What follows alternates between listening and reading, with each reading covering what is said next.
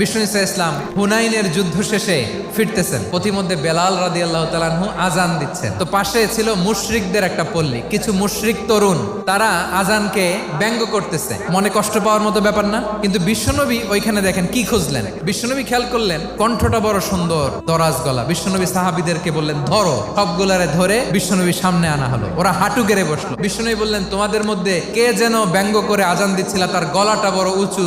আবু মাহজুরা বলে আমার বন্ধুরা সবাই আমার দিকে আঙ্গুল দেখায়। আবু মাহজুরার মাথায় হাত দিয়ে বললেন এবার আজান দাও দেখি। আবু মাহজুরা বলে আমি তো আজান দিতে জানি না। বিশ্বনবী বললেন তাহলে আসো আমি তোমারে শিখাই দেই। বিশ্বনবী একটা বাক্য পরে, আবু মাহজুরা পরে, বিশ্বনবী পরে, আবু মাহজুরা পরে। আবু মাহজুরা বলে এক একটা বাক্য পড়ি আমার কলিজাটা গলে ঠান্ডা হয়ে যায়। বিশ্বনবীর সাথে দাঁড়িয়ে উনি শাহাদা পড়ে মুসলমান হয়ে গেলেন। বিষ্ণু ইসা ইসলাম বললেন যাও আবু মাহজুরা, আমি তোমাকে পৃথিবীর শ্রেষ্ঠতম মসজিদ মক্কার মসজিদুল হারামের মুয়াজ্জিন হিসেবে অ্যাপয়েন্ট করে দিলাম। দেখছেন কিভাবে ট্যালেন্ট হান্টিং করতে হয়।